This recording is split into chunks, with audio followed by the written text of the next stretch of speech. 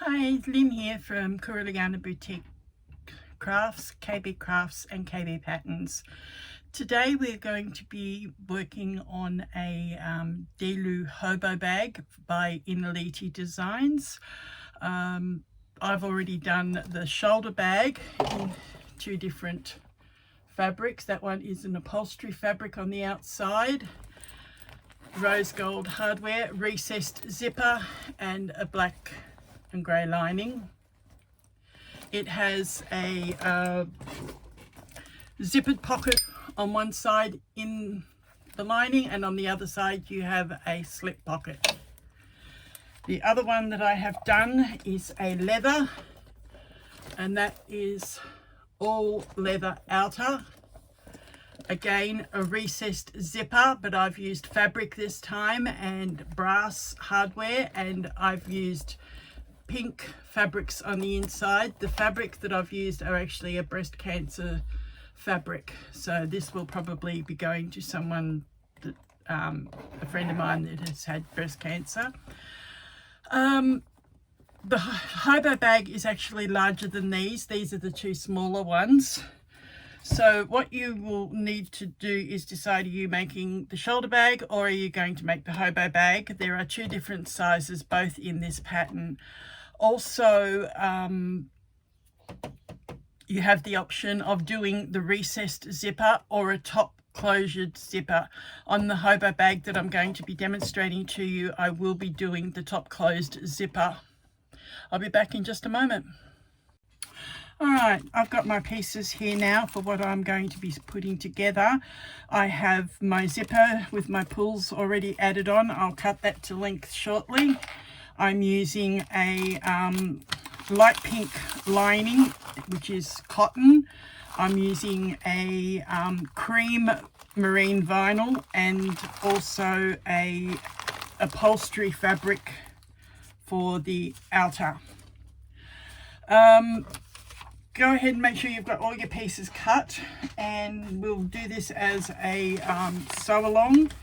What we need to start with is our outer pieces. We are going to put them right sides together, and we are going to do a 3/8 inch seam down that center. Now it is not a straight seam, it is a curved seam, so you need to keep your seam allowances accurate. I've got some tape on my machine so that I can follow for that 3/8 inch.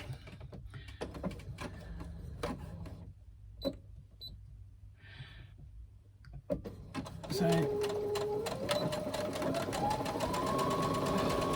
3/8 inch seam down the center.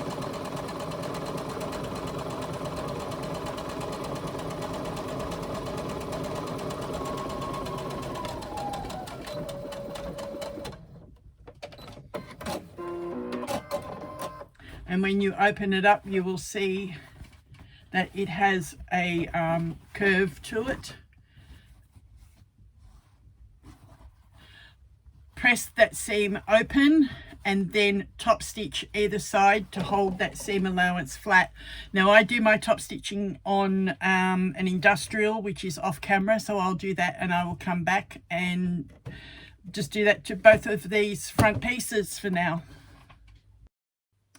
Now that we've joined our outer pieces and done our top stitching, we need to prepare our piping if we're going to be doing that. What you need to do is run a row of double-sided tape right along this one edge of your piping piece. Then draw a line halfway, like down the center, and for this piping, which is 1 1/4 inches, you need to draw that line at the 5/8 inch mark. So draw that down the center of your piece.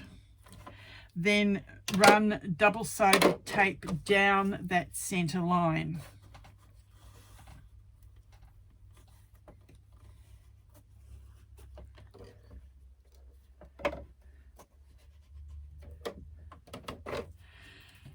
Do that to both pieces of the piping that you've cut out.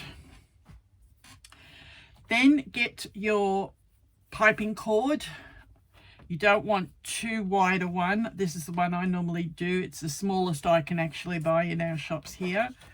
If I needed smaller, I could actually split it if I wanted to, but this works quite well. The two that I showed you at the start of the video, the piping on that was all done with this size cord.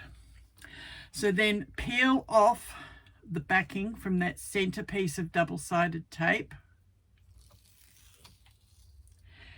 and run your piping down the center, but you are going to start at 1.5 inches from the end. So should have marked that before I started. So was it 1.5 inches? So I'll come down 1.5 inches and make a mark across. The tape just took the backing off my ruler.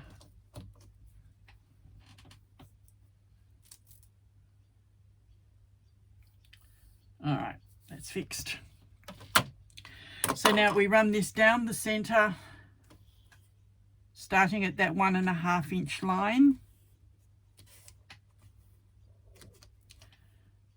all the way down your double-sided tape.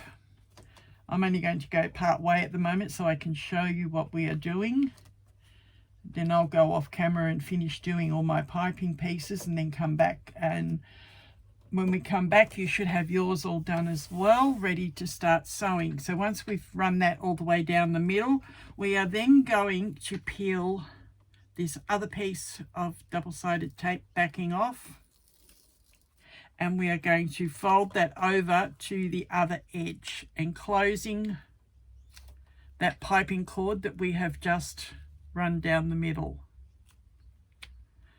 This way it stops that cord from moving, and we have a gap there that makes it easier when we come to do the part where we apply the piping to our bag. We haven't got the thickness of the cord right at the end there where we run it off. Okay, so come back when you've got this all done and I'll do the same, and we'll add our piping to the outer pieces that we've just sewn. All right, once you've done all that, you should have 2 pieces of piping done. If you find, like mine, that the tape is not sticking, which quite often can happen with a vinyl, it depends on the tape you're using as well. I've put clips on to hold it. You can then run a little row of stitching along the edge, about 1/8 of an inch in. That way it won't show when you add your piping onto your bag. I'm also finding that the vinyl's not feeding real well through my machine, so I'm going to troubleshoot a couple of things and then come back to you and show you the rest of it. All right, I found that what I had to do was put my dynamic walking foot on. Normally what you do when you're adding piping is use your zipper foot, but because of the marine vinyl I've chosen to use, I have to make some allowances, and because it was sticking a little bit, I've had to use the walking foot to get it to feed properly, and it didn't seem to mind the piping cord being in there. So I've already finished that one piece, but now we will do the other piece. I'll show you what you need to do. With your outer, you do the same to both outer constructions that you've done. You need to get your pattern piece, which I've buried, there it is. You will notice on your pattern there is a little mark on the seam allowance there down from the A. That you need to match up with your pattern piece, the piece that you've sewn, and I'm putting a little pin in it at that point. All right, so where that point is, I've marked it with a pin. Do that on both sides of your outer body piece. When you go to the other side, you can't see unless you put it on the back, because it covers the pattern piece. Again, I'm putting a pin in where that is. Now you will take your piping piece that you've done. Make sure you have marked your 1.5 inches down in your seam allowance on both ends of this, and I've marked it on both sides, so it didn't matter which way I picked it up. You need to now line up that mark that you've done with the pin and clip it. We'll come back to that shortly. You also need to find the center, which I've marked with a pen, and you need to line that up with your center seam at the bottom. So match up your center seam and put a clip in it and hold it in place. Come back around and line up this other end where that mark is, where the pin is, and put a clip in.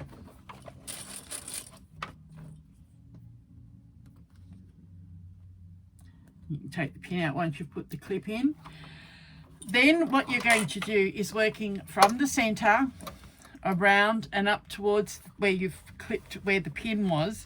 You are going to put your piping, matching your edge of the piping that you brought the two edges together, and match it with the outer edge of your body piece. Sometimes it will fit without cutting little notches in it, sometimes it won't. If you find that yours is not fitting, then go ahead and get your scissors. I'm going to do it just to show you, but mine is fitting without. And on the curve area, just in your seam allowance, just make some little snips in your piping. That will allow it to fan out and go around the curve easier. See what I mean? So if you find you need to do that, then go ahead and do it. Clip all the way around.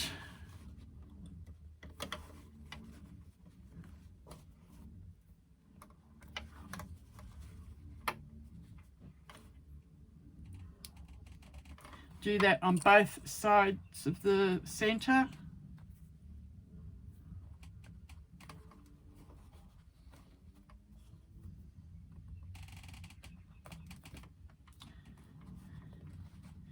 Then I'll come back to that one shortly off camera.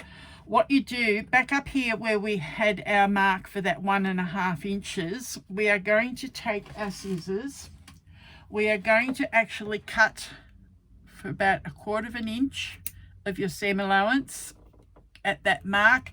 Then you're going to come back at that at about a 45-degree angle and take a little wedge out so that you end up with that. What that allows you to do is swing that edge of the piping out and out past your body piece. Then when you start stitching, you will stitch across the top of your piping. So holding that firm, you're going to sew with a 1/4 inch seam allowance and reverse when you start that stitching of the piping, and stitch a 1/4 inch seam allowance all the way around until you have your piping on your outer body piece all the way around like that. See how I've swung it out, and then that will get cut off shortly. Same on that side as well. So that is what you're going to end up with, 2 of those for your bag. So do that and then come back ready for the next section.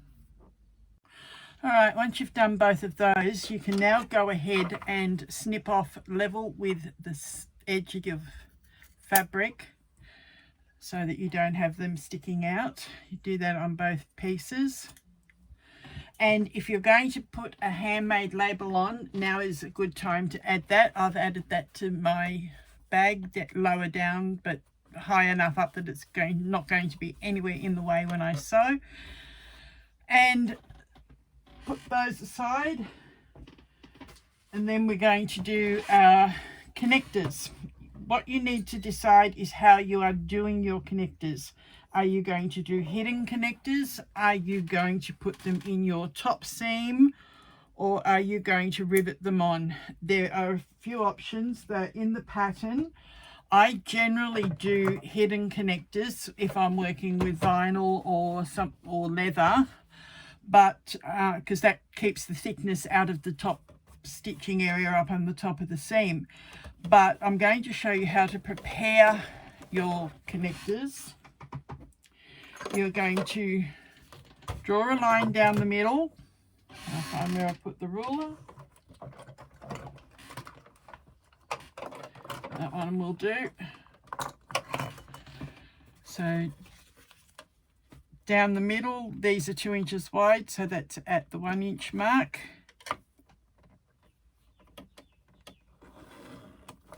Then you are going to fold each of these into that center line and run a row of top stitching along the edge.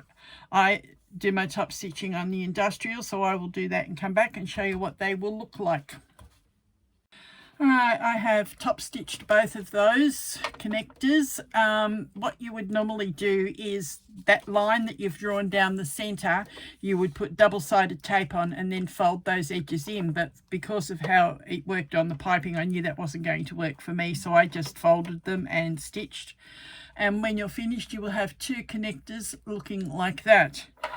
Then I normally just clip them onto my rings that I'm using, and then they sit aside ready to be done when we work our gusset. I find it's easier to sew the gusset on first and then add my connectors. If you're doing the connectors in the top seam, then definitely you will add them after you've sewn your gusset on. I'm doing hidden connectors, so I will show you how I do that when I come to it. All right, you're going to need your gusset piece and your pattern for the gusset piece. You will find on your pattern piece there is a little black line that's drawn across. This is what we're going to be transferring onto your gusset piece now.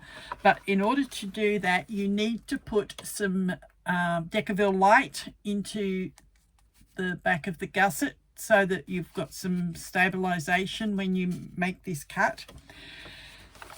Mark 1 1/8 inch centrally across where it is on that pattern.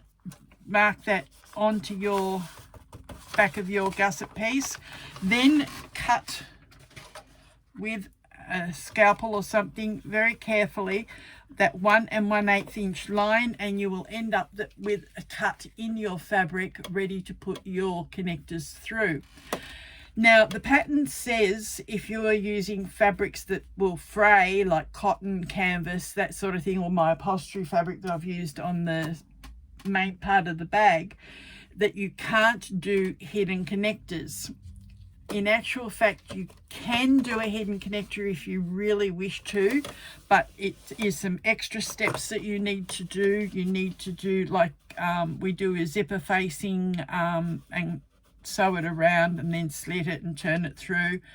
If you wish to see how that is, go to my YouTube channel where this video is, and you will find one called The Bait Haven Part 1.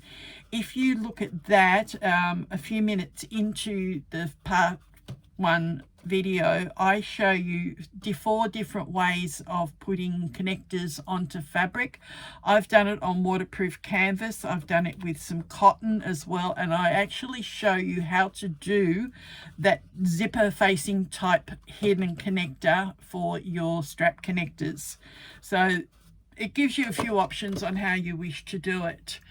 Once you've done that, we will then put our gusset into our bag, and I'll be back to show you that shortly. I've actually decided, rather than doing it the full way, the pattern actually shows you putting your connector tabs in at this point. So I will show you part way on how to do it so that it is sitting there ready to complete later on. Poke part of your connector tab through there, have it facing up and the other part is down. So on the right side you've got the wrong side of your connector tab facing upwards, and on the inside you've got wrong sides together. You are now going to just do a little row of stitching across the top part of this connector near the slit. I didn't get that. Could you try again? Siri decided she was going to say something then.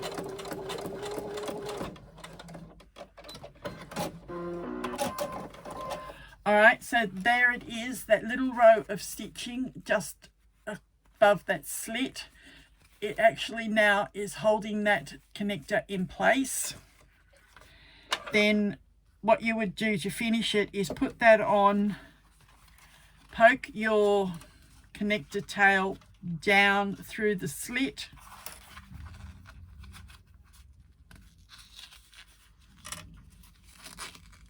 and pull it down.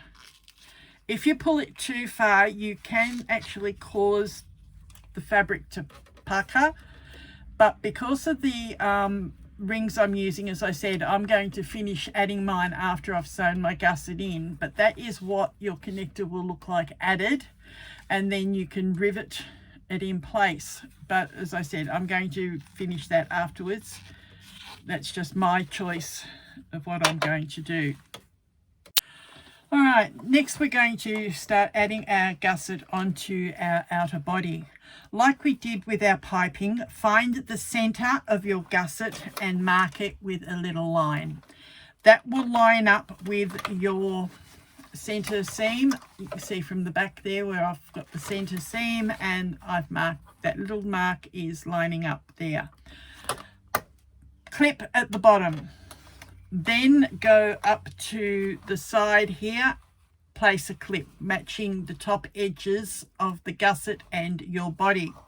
Then, like we did with the piping, carefully position it with the raw edges together.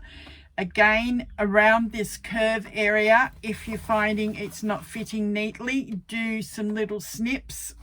My vinyl is a little bit stretchy. It is actually easing into the position. I don't need to snip it, but you may find with what you're using you will need to. When I did the white leather bag that I showed you at the start, I did have to clip the piping, I did have to clip the gusset to make it fit around the curve. So go ahead and do that on one of your outer body pieces, and then using a zipper foot so that you can, when you feel like this, you can feel where your piping cord is. You are going to actually be stitching just to the right of that towards the outer edge, and you'll be doing a 3/8 inch seam all the way around. I'm going to have to change the foot on my machine so that I can do that, so I will come back and show you that shortly. All right, I've now changed and I've got my zipper foot on my machine. Now, using a 3/8 inch seam, we are going to add our gusset to the bag, and your zipper foot will just run nicely along the edge of your piping that's underneath, and stitch your gusset all the way around. Do that and then come back for the next bit. You will find that using your zipper foot gives you a nice even seam around so that the piping sits nice and even, and it gives it a nice curve and structure to the bottom of your bag. I've just flipped that out so you can see. And remember, we did that little angled sew at the top of the piping. This is why, so that you can actually bury it into the seam and it's not up the top. So it's run off there. It's basically level with where your connector tabs will be, unless you're putting your tabs in the top seam, of course. Again, same on the other side. That nice neat finish. Do that with the second piece of your outer body and come back for the next step. When you're doing your gussets, you will find it's probably easier to stitch from the gusset side rather than from the bag side. That way you can ease that piece rather than trying to make it fit on the other side. And you'll be able to see whether you have to do those little snips or not. I'm nearly finished doing my second side of the gusset.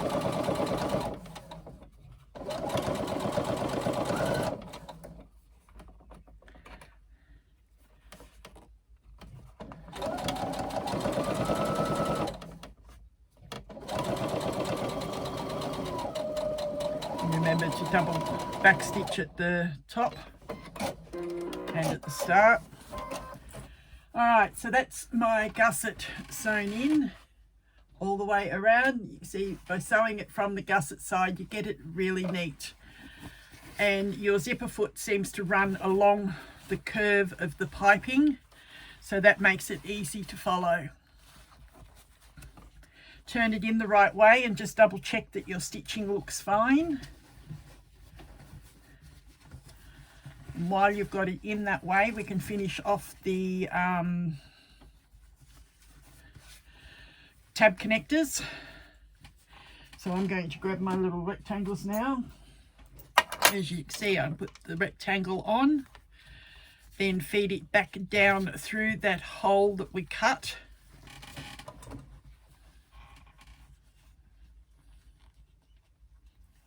And then come back over from the other side and you can get hold of it and pull it down till it's in a position that you're happy with.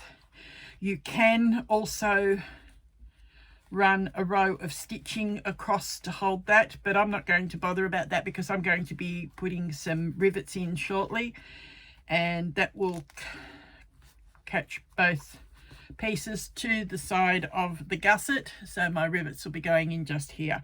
I will do that and come back and show you.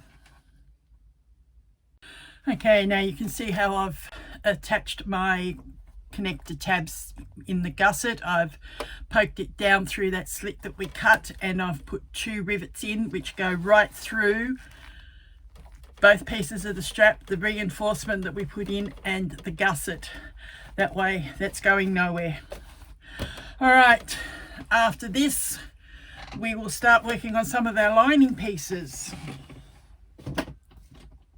Alright, now your lining pieces that you're going to work with will depend on whether you are doing the recessed zipper panel or the top zipper closure.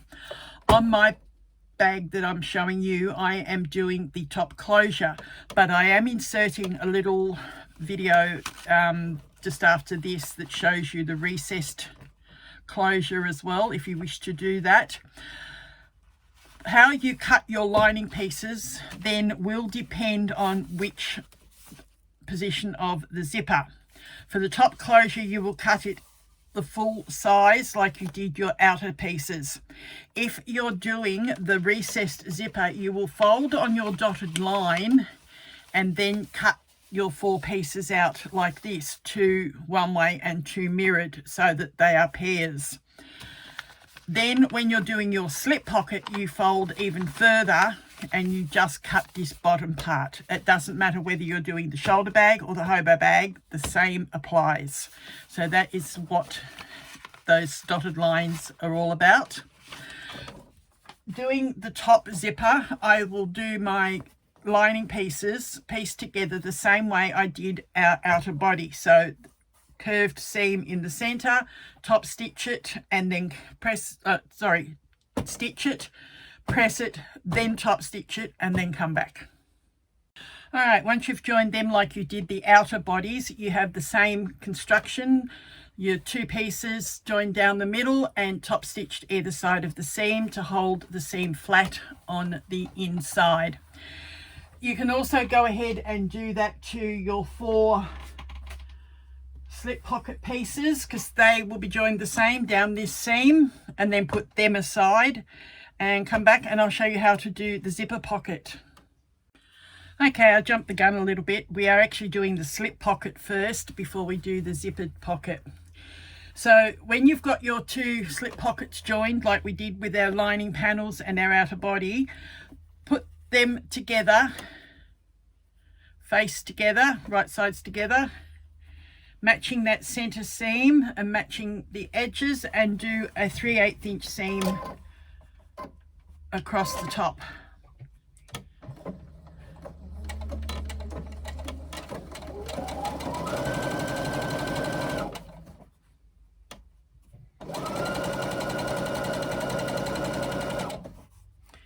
Because of the shape in the middle, it will cause this to be not quite straight.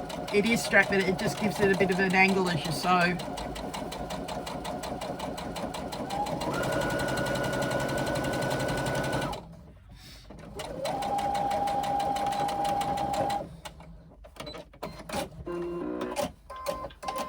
Now you have two choices: either flip it over and press those seams flat and fold it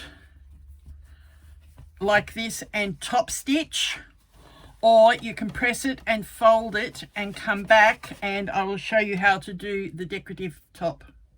All right, if you're not doing the decorative top, when you get it to this stage, this is where you now do your top stitch along the top, and then we'll put it onto the lining. But I'm going to do the decorative stitch and show you how to do that. So what you have is a strip of vinyl. In the pattern, I think it says to cut it to 7/8 or something. I actually found that was a little bit tight to work with, and I have let the designer know. What I've done is I've cut it 1.5 inches so that I've got plenty to play with. It will be too wide, but I'll show you what I do. We will sew this on with a 3/8 inch seam, matching the edge of your vinyl or cork or whatever you're using with that sewn edge of your pocket. Now these are right sides together.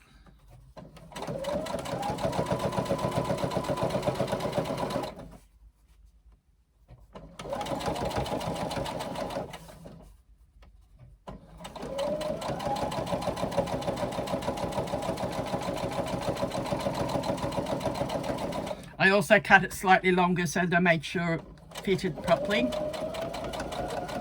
It's a lot easier to trim than to find it's too short. Okay, so level on each end. I'm just going to trim these off a moment.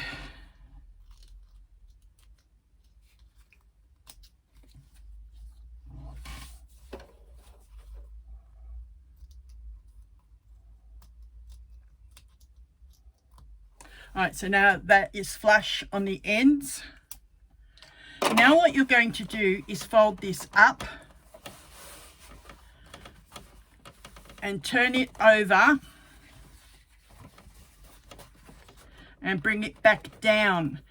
And we are going to be sewing from the right side. That is why I cut this a little bit wider, so that you've got plenty of room. If you go a little bit crooked, then you're still going to catch this underneath. We are now going to top stitch 1/8 of an inch along this edge where we've folded it up and over, so close to the pocket edge, 1/8 of an inch. I will be doing it on the industrial because this machine doesn't like this vinyl feeding through, and I'll come back and show you what it looks like. All right, once you've done that, that is what it looks like from the front. On the back, you can see we've got a little bit of excess. So what I do with this, I have what I call duckbill scissors that it lifts it up and away from the fabric underneath. But if you don't have them, just any scissors will do. And I cut away the excess close to the stitching, but not right on the stitching.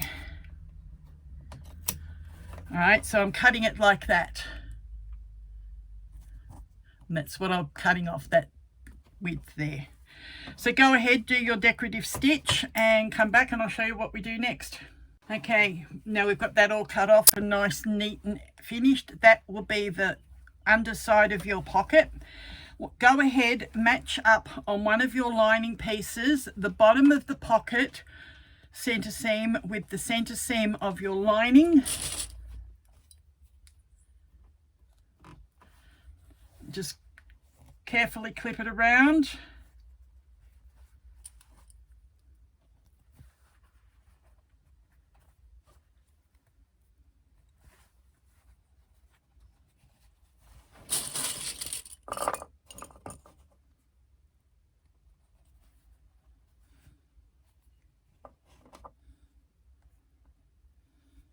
And then same back up the other side to the top of the pocket.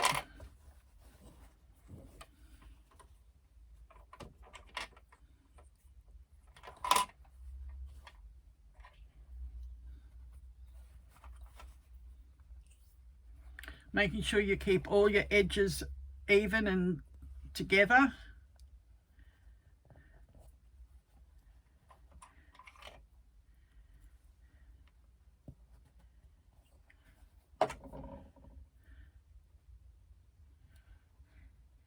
Then what we're going to do is a 1/8 inch basting seam all the way around the edge of the pocket and your lining piece, stitching them together ready for when we assemble. So again, just a 1/8 inch basting seam around the edge.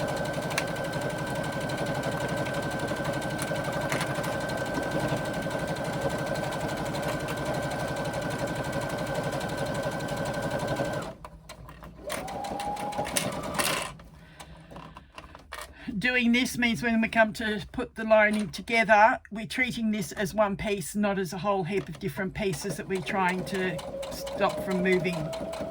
This basting seam keeps it together.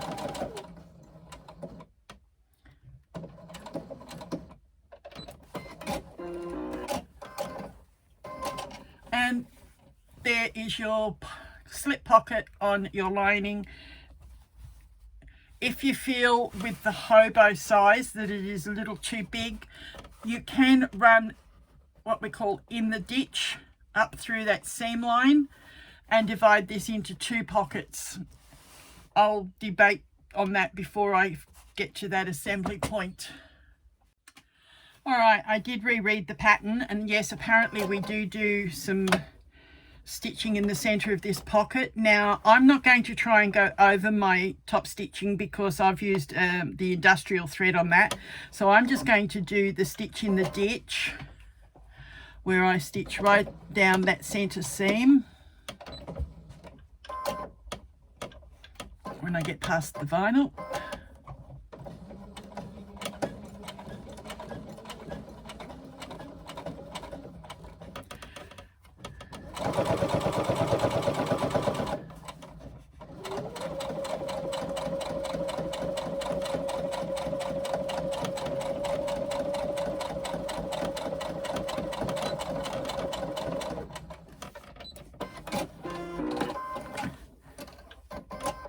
Okay, very hard for you to actually see where I've done that row of stitching. I have stitched right down that center ditch, and that now forms 2 pockets and stops it from flapping open once we construct it.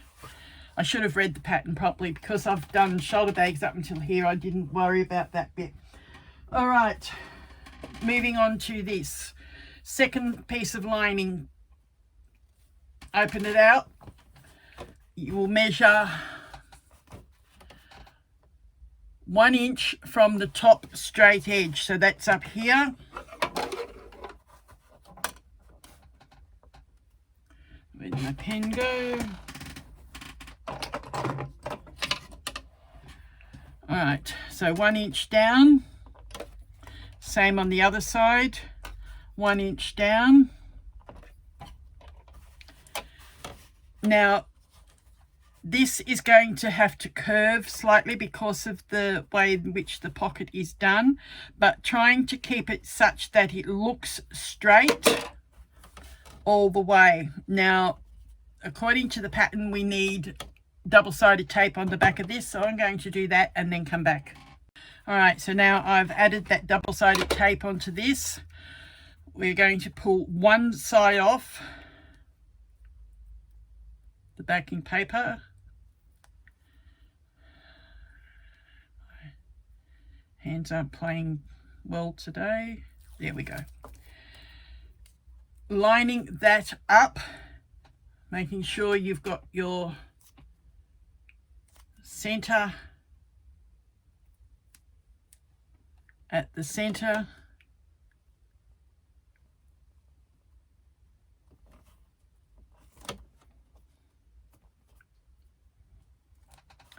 And keeping this as straight as you can. Because of the 3D effect with that center seam, it is not straightforward. You just have to position carefully and maneuver it the best you can. All right, so we're 1 inch down at that top part. Now what I'm going to do is measure how far down that's gone on that side. So it's about 2 1/4. So when I get to this one, I need to be again 2 1/4 down.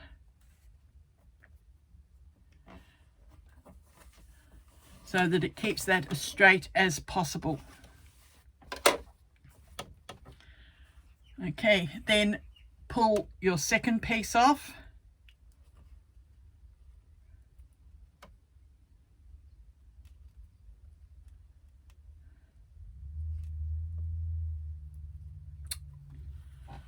I have neuropathy in my hands and some days are better than others. Today's not a good one. I've had medical appointments today.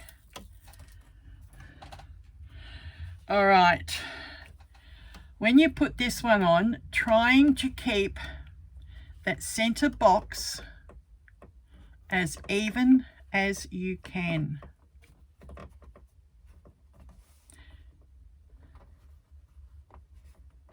All right, so that's gone a little bit crooked. I've got to...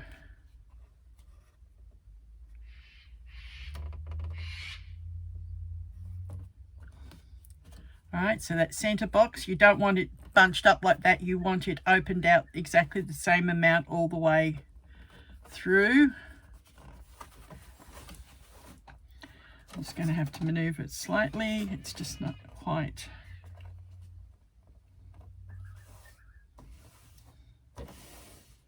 All right, I think that's about as good as I'm going to get it.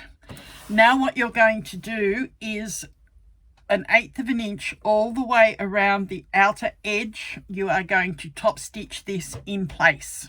I'll do that and I'll come back and show you the next bit. All right, once you've top stitched it, that's what you will have is your stitching around the outer edge and still open here in the middle.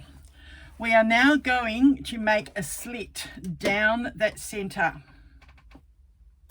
through the lining.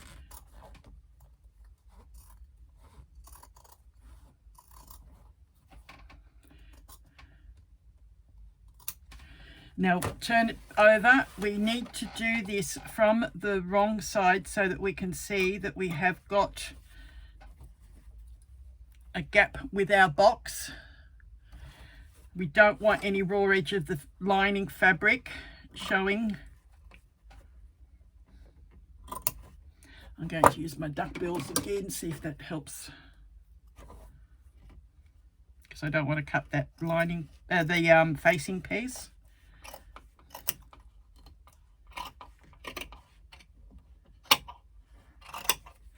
All right, see how we're leaving a space. Do that all the way around your box.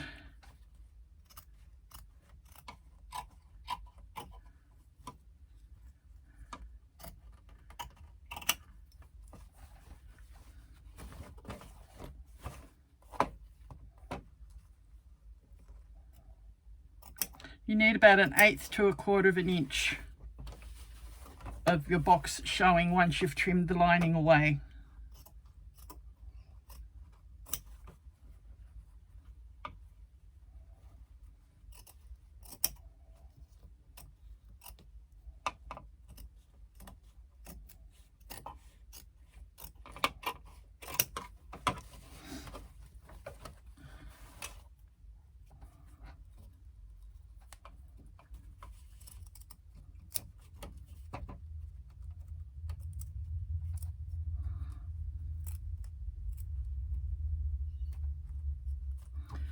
You have to be very careful that you don't cut that facing piece underneath, because you don't want to have to take that off and redo this, because once you cut, it's very hard to get it back in the right spot.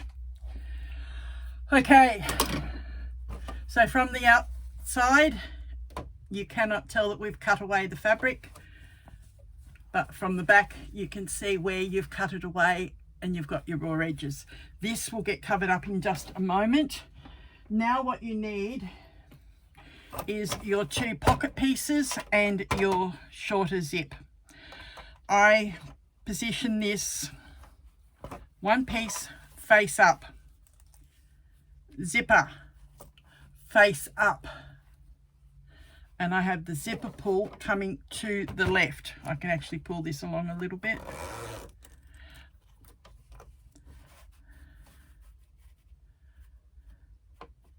And we are going to stitch about 1/8 of an inch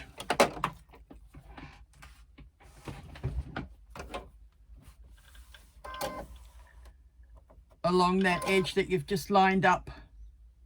I'm going to put the zipper foot on just to make sure. Some feet are wider than others. All right, keeping your zip level with the edge of that pocket piece. 1/8 of an inch basting seam all the way along.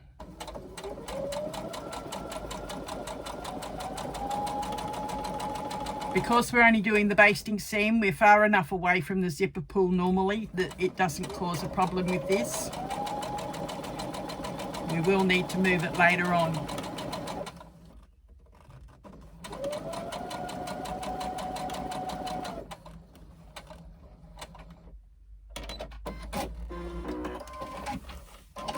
I think the pattern has you actually adding double-sided tape to the zipper. Yes, it does, but I've done it without the tape. It's up to you. If you find you can do it without the tape, do so. Otherwise, just stitch it. All right, now you take your second piece of your pocket face up, zipper face up, and line up the remaining raw edges. And again, a 1/8 inch basting seam along that top edge of the zip.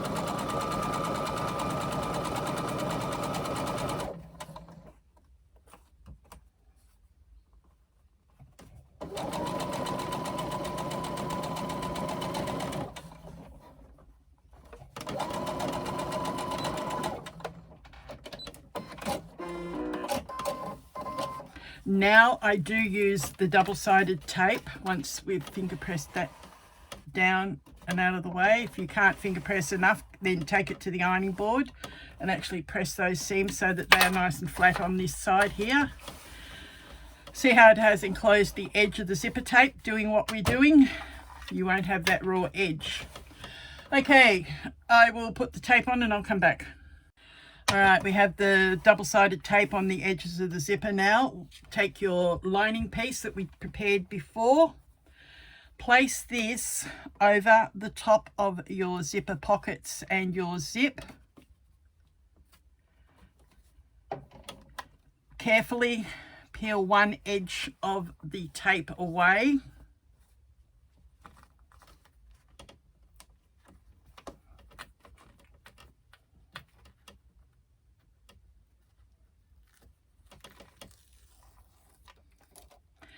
And position this evenly with the zipper tape in the middle of that box that we have cut out.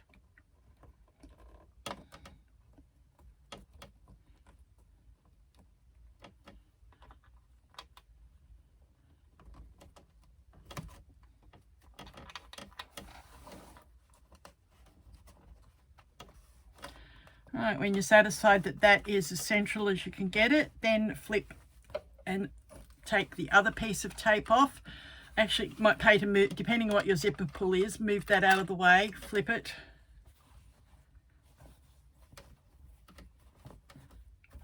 Now pull this other piece of backing paper off your tape.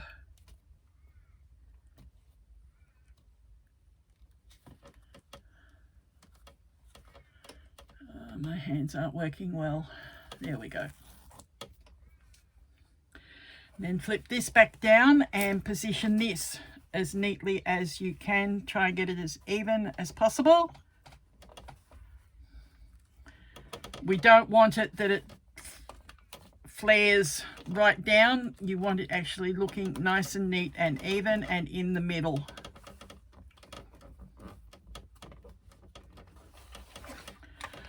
All right, now what you're going to do is just with your zipper pull to your left, just sew about 1/8 of an inch past either edge on the bottom edge of your zip facing only.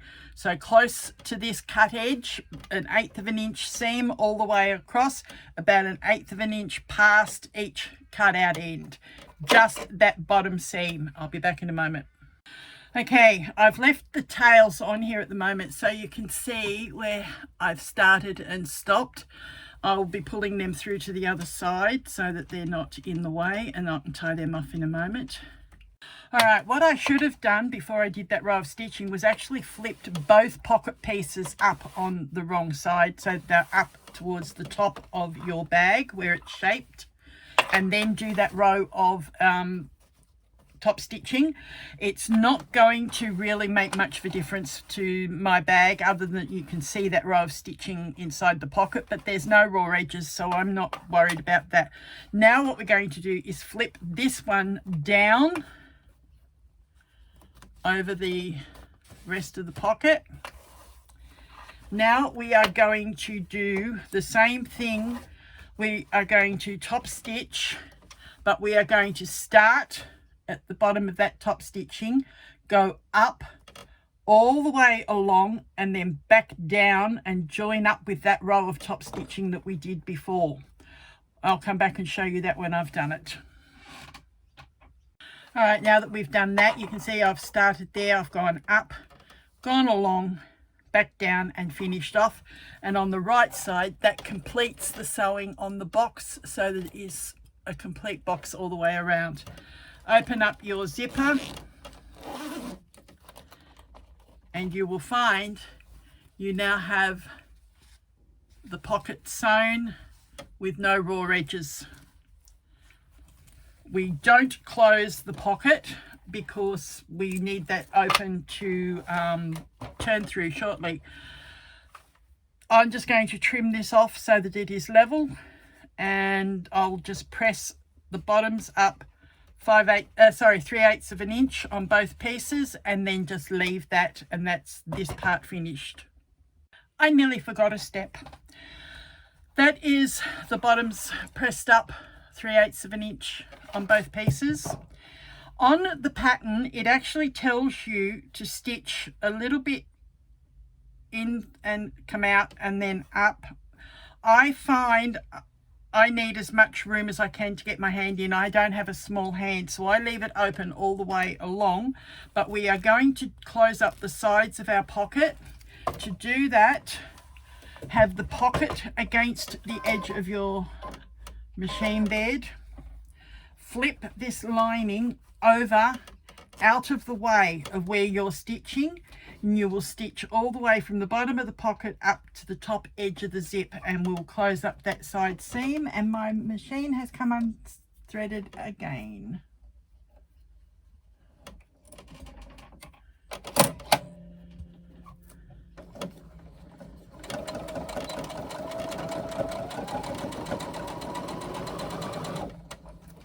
Right, you must make sure that this lining is out of the way so that you're not stitching through the lining as well.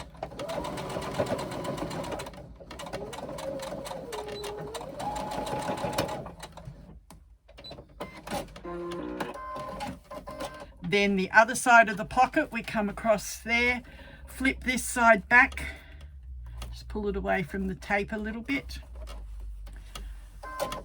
starting at the zipper this time. I just find it easier to do it that way.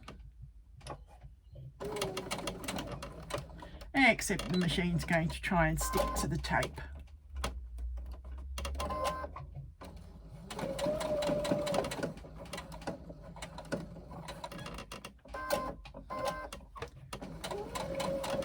And continue down, making sure both edges of those pockets are actually folded up, so that when you sew, you are just catching it all the way to the bottom, and it's going to help hold that hem in place.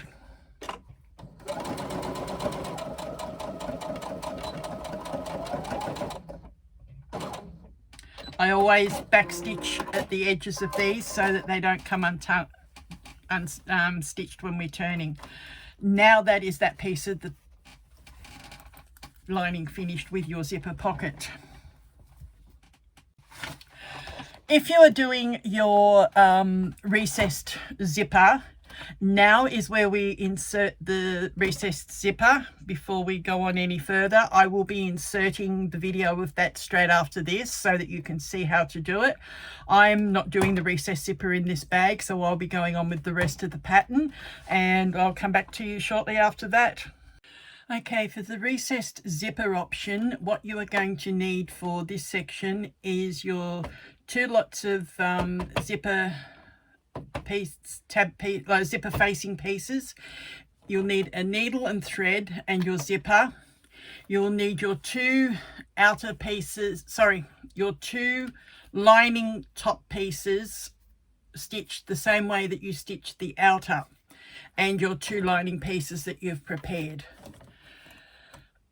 With your zip, I've already done one side. You're going to mark it 1 inch down on each side of the teeth. You are going to pinch on that mark and bring it up to the teeth and bring the teeth around so that it looks like that. While you've got that there, this is where you need your needle and thread. Just put a couple of running stitches in it to hold, or tacking stitches to hold it in place. You can do it with the machine or you can do it by hand. I find it's just as quick and easy by hand. Quite often with the machine it can move out of position.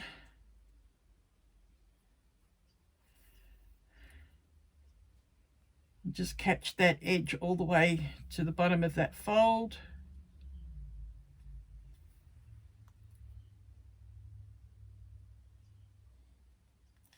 And lock it off without it going around the other piece like it just did.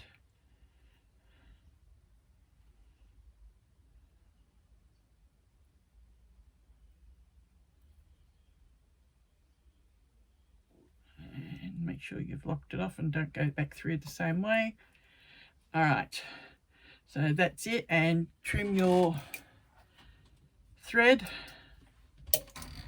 Now what you have is your zip looking like this. When you bring your zipper pull up, it can't go any further and can't run off, and that keeps it nice, neat, even. Make sure, if you've already got your zipper pull on like I have, that you've run a couple of rows of stitching across the teeth so that when you open up your zip later, you don't accidentally open it up. We'll be putting our zipper tab end on it later. All right, what you're going to do next is take your zipper panel pieces. You need your 2 that are from your outer fabric. I've actually used one of my lining type fabrics because I'm doing leather and it's going to be too thick if I use the leather on this part of the bag.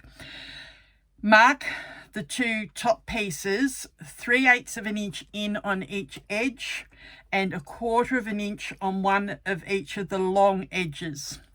Then on your lower panel pieces, you are going to mark 3/8 of an inch on each edge, and you are going to fold one edge on that 3/8 inch mark. Now what you're going to do is put one of your lining pieces face down, right side up, with the folded edge on your right hand edge. Take your zip, place it on that 3/8 inch mark, and I've marked it on the wrong side, so I'll just put the other one beside it. Place your zip teeth on that 3/8 inch mark, and the edge of the zipper tape level with the edge of the zipper panel. Now with this one, we are going to clip it in place. You can do a basting stitch if you wish. I might actually do that to hold it very close to the edge of the zip.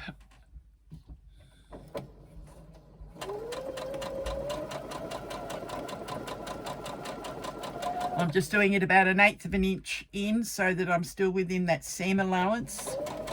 Because remember, we're marking it 1/4 of an inch, so we don't want to sew, especially because I'm using lighter fabric, lighter cotton.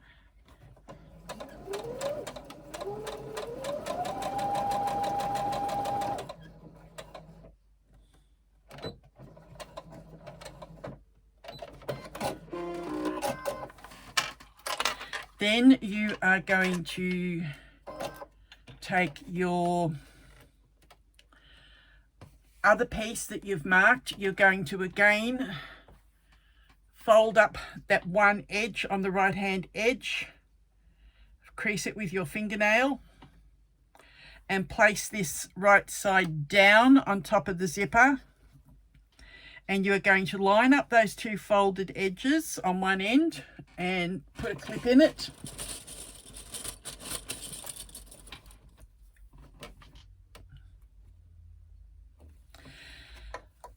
Come up, line up the raw edges up here. You will then stitch, undo the zip a little bit, makes it easier, along that 3/8 inch mark.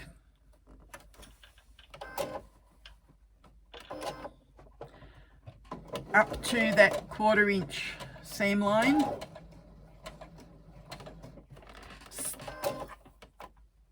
Turn, and we are going to now do our 1/4 inch seam allowance down. I'm going to open that zip right down. That's why we need to put the stitches in, so we don't run off the zip. We now do our 1/4 inch seam that we've marked on this piece and stitch our zip in place.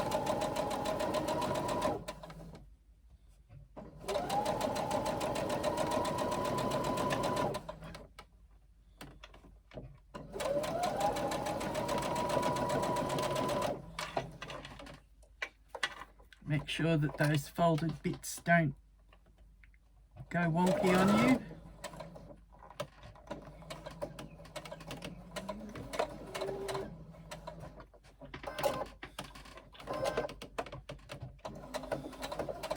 And then just lock it in place and cut your thread.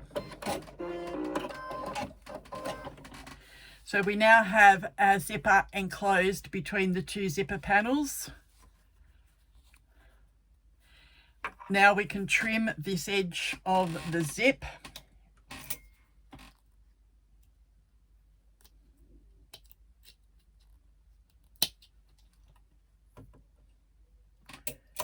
Turn it right side out.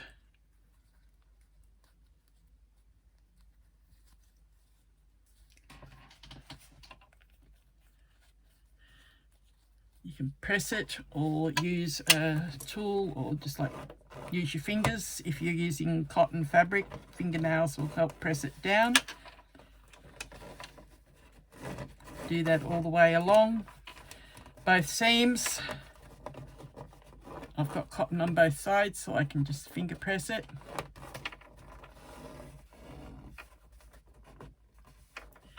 Now what we're going to do is top stitch all around, closing the raw edge as well. I'm going to do that on my industrial, and I will come back and show you. All right, I've stitched that now on the industrial, and that is what you have. Your zip top where you pleated it and stitched it, that is now enclosed in our seam, and the zipper pull cannot come up any further than there. That is it. It locks it off. And we've enclosed the raw edges all the way around. This is still raw on the edge, but that will go in shortly into the seam.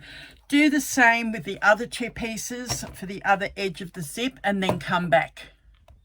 All right, once you've finished that, this is what you should have, is the two zipper panels with your fabrics showing like that, and basted on the outer edge. Now we are going to put together our lining top piece, our bottom lining pieces, and the zipper thing that we've just done. All right, putting your lining right side up. Lay your zipper right side up, centralized along that zipper panel. So you find the central point. I just folded it in half to find it. Line that up with the center seam of your lining.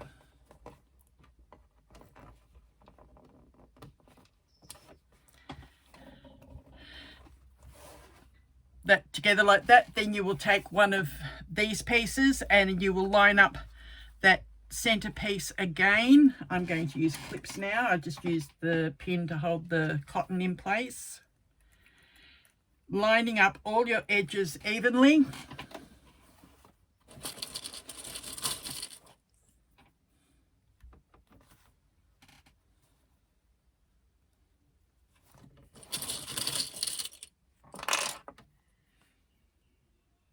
So you will have right side of the lining zipper panel against the right side of your lining piece.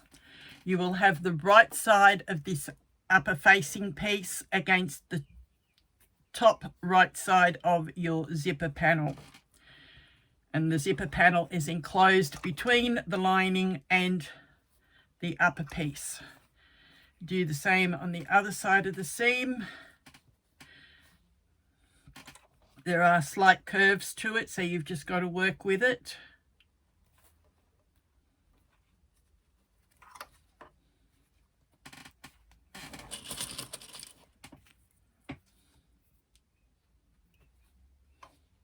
And one right on the end. Now I'm going to stitch this on the industrial because that top piece is leather. Although this machine will handle it, I don't have the right foot on there at the moment to do so, so I'll be back in just a moment. All right, so when you've done that, you'll have your row of stitching 3/8 of an inch on the edge. Then you are going to flip it so that the zipper panel is upwards, that exterior lining panel thing is upwards, and your lining is down. And then you are going to run a row of top stitching along the top edge here of your lining, which I have already done, as you can see. And we repeat that on the other side. So again, lining face up, zipper panel face up, again matching the centers.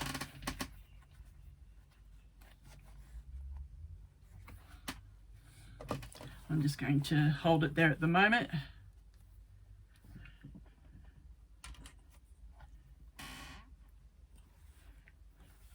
And again, this exterior piece will match at that center seam.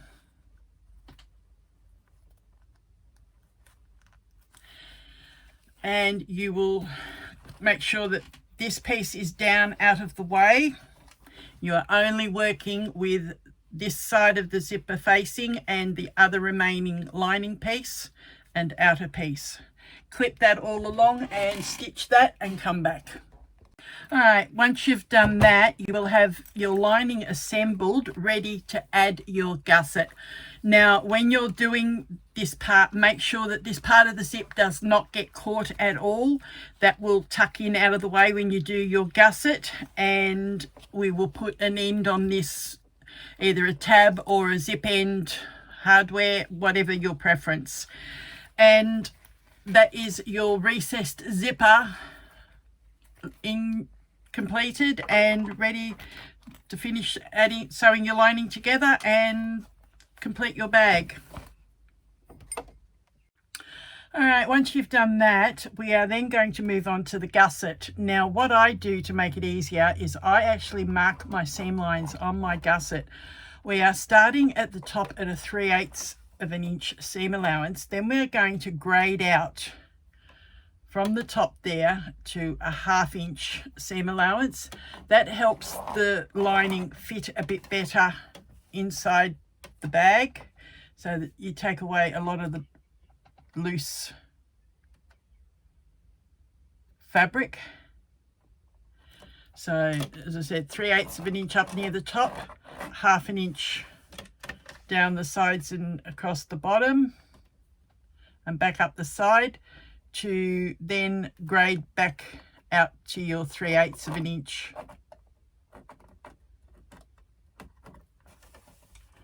I had actually started marking 3/8 of an inch and remembered that it had to be graded out, so you'll find double line, but I'll know to follow the 1/2 inch one. So when you mark yours, remember 1/2 an inch except for the top probably 1.5 to 2 inches, which will be 3/8 of an inch.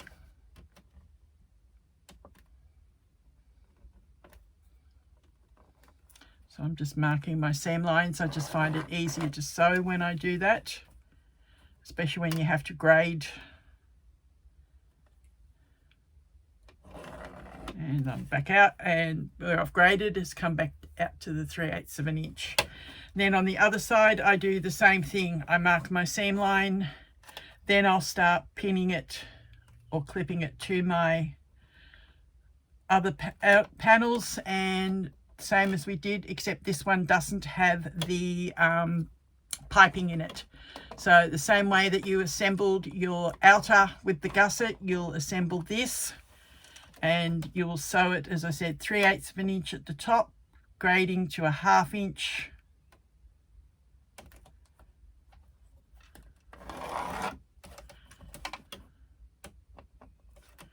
And then back to 3/8 back up at the top.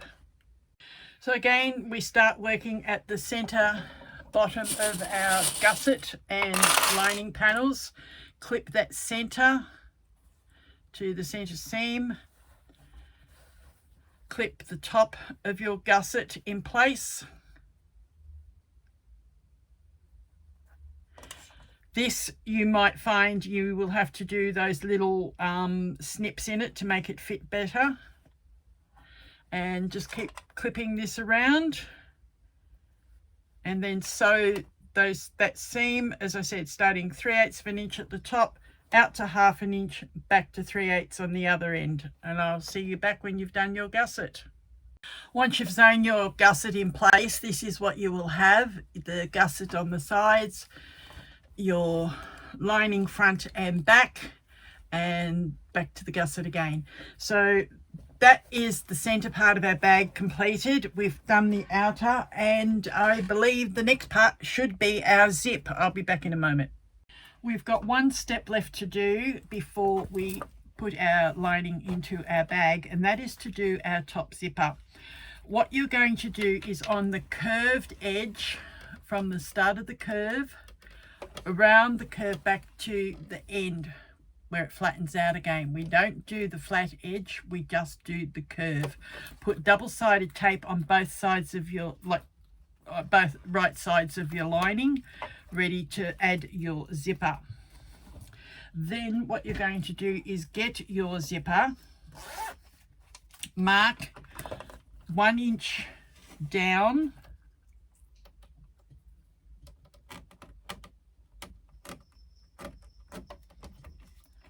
on both sides of the zipper tape.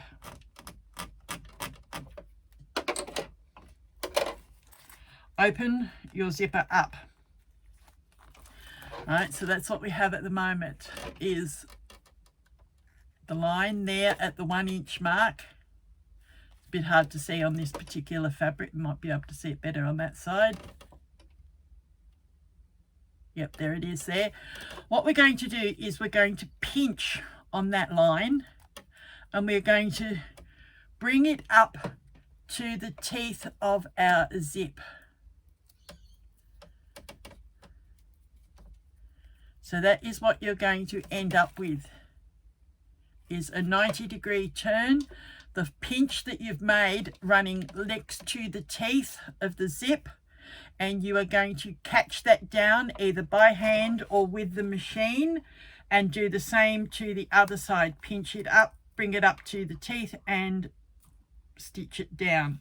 And I'll come back in a moment when I've done that. All right, I've done both ends of my zipper tape and stitched them level there with the teeth.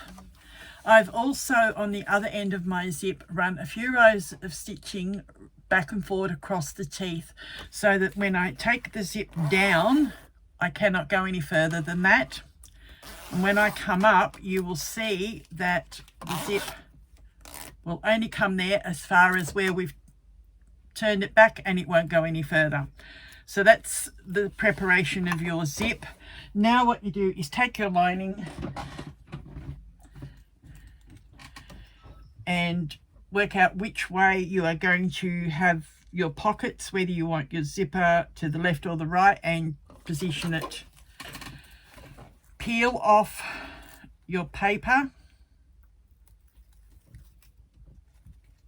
and position your zip level with that edge of the tape all the way around the curve.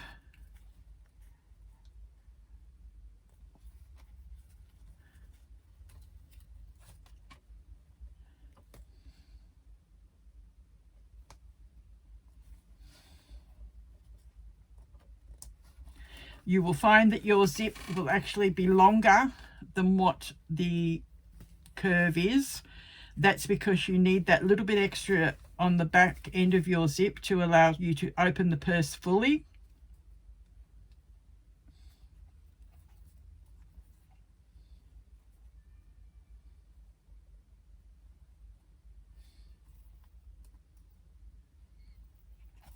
And then when you get to that end, just poke that part of the zip down. Now you will run a basting stitch. Again, zipper foot on. Now remember, when you do this, you must have the right side of your zip uppermost.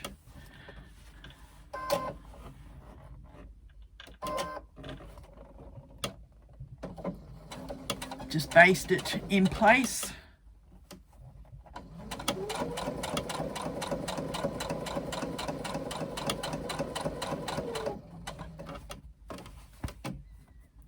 Following the curve where you've just stuck it all down.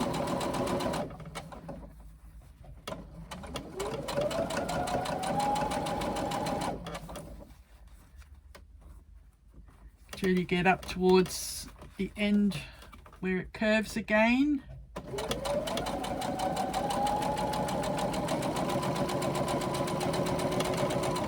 And then you would just run off the edge of the zip,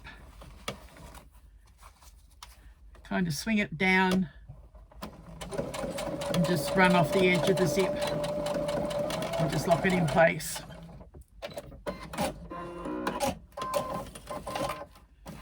Now come back and do the same at the other side. Start putting it on the tape from this end where you've got the folded back edge again. So you're working in the opposite direction this time. That is so that your zipper will line up.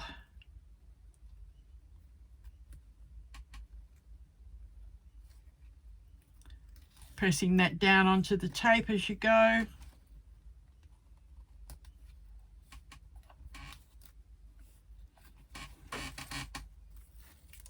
And again, running that 1/8 inch basting seam along the edge of your zip. I'm going to do that and come back. The next step that you need to do is mark on your seam allowance on the curve of your bag where you've just attached the zip. You want it actually somewhere between 1/4 and 3/8 of an inch, but you don't want it to be 3/8 of an inch. That is too wide. 1/4 is almost too narrow. So somewhere in between that 1/4 and 3/8 is an ideal seam allowance to mark on. Because we have a curve, it makes it easier to follow when you've marked it. And then do that to both sides of the curve. You then need your zip open, because you are now going to place your exterior inside your lining, and you are going to join the pieces together. I'm just going to continue marking this and I'll come back when I'm sewing it together. All right, what you need actually is your lining right side out and your outer inside out. I'm actually doing it the reverse because I'll be stitching mine on the cylinder arm, and that's what's going to make it easiest for me to do. I will still be able to turn it, but it'll just be a little bit different. So what you do is match up your gussets, top and bottom, and I try and flip my seams so that one gusset seam goes to the left and the other gusset seam goes to the right, so that they're opposing each other. Clip that all the way around, making sure that you have the tail of your zip tucked down so that you do not stitch that in place. Now remember, we've already done the top of the zip, so that will be out of the way. That won't get stitched the wrong way. And the other end where the tail is, make sure it is poked down, right down, out of the way, and that you are not going to stitch through it. Remember, we angled off the zip on the other end so that it sticks down and won't be in the seam allowance. So clip all the way around. As I said, mine is the opposite to what the pattern says, purely and simply because I'm using the cylinder arm and not my domestic. It would still be able to be sewn on the domestic, but I just prefer to use the cylinder arm on these sorts of seams.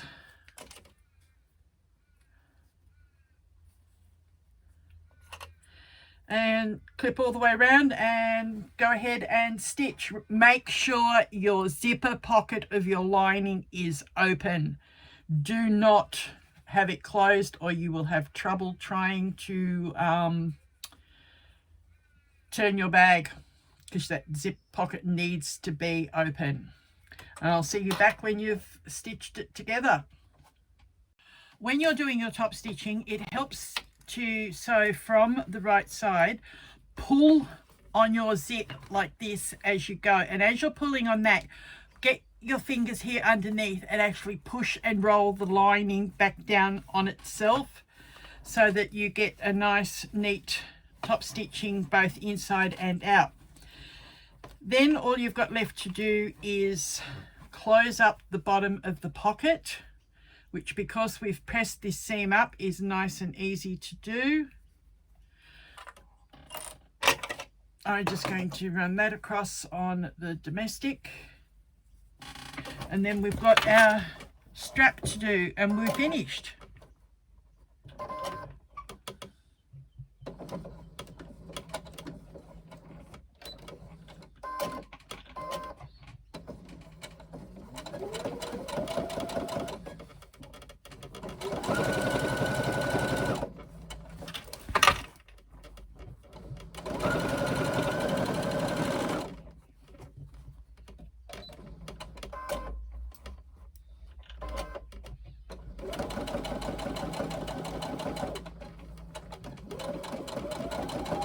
Making sure that you catch through all the layers when you're closing up the bottom of this pocket.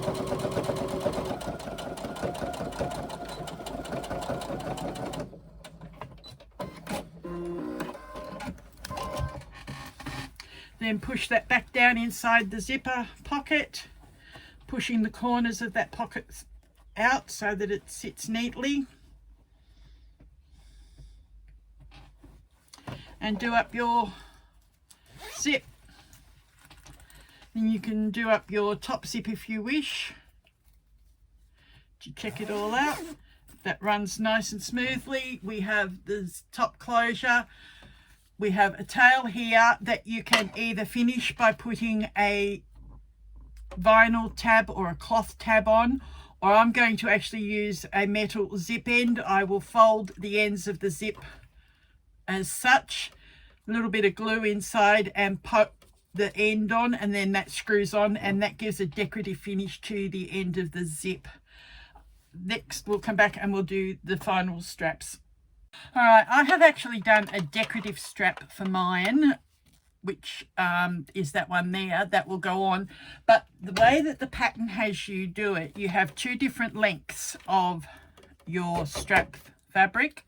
Your two swivels, put the swivel on the longer piece of the fabric from both ends. Slide them down a bit. Then get your shorter one, and you are going to actually stitch that together. I'm just going to change feet.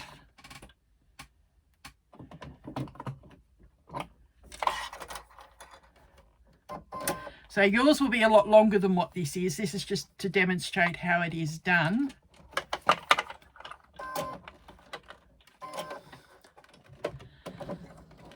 Right sides together and sew a seam.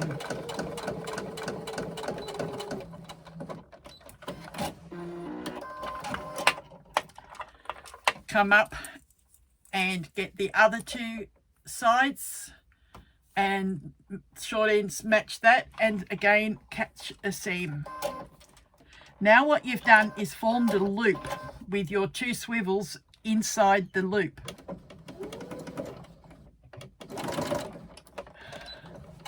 And I've got that slippery leather that doesn't like sewing.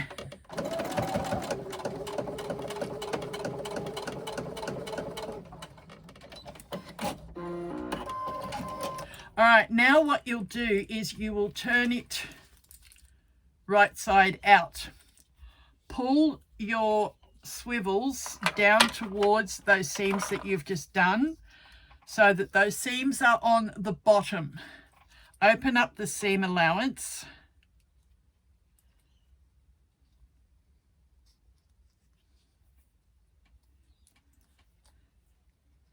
And push it against the upper side of the strap, making sure that that seam sits through. Run a row of stitching across to hold that in place.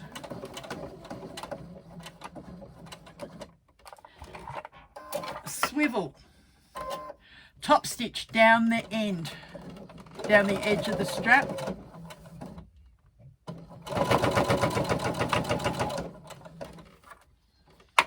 Just got to flip this seam open.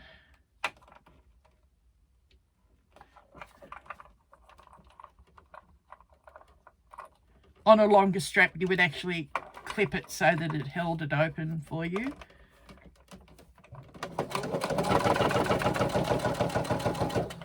Ignore the noise, I'm working through leather with a non-leather needle. Then you swivel, sew back across.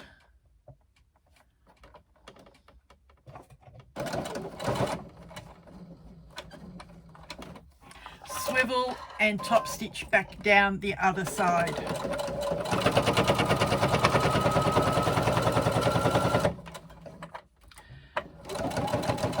And finish off back where you started. Then you will have a strap with no raw ends, your swivels on the end, top stitched, and that can go onto your bag. So that's just a miniature version of the strap that will go onto the bag. And have fun sewing your Delu shoulder bag or hobo bag, or even one of each. Thank you. And there is my family of Delu bags. I've done 2 in upholstery fabric and 1 in leather.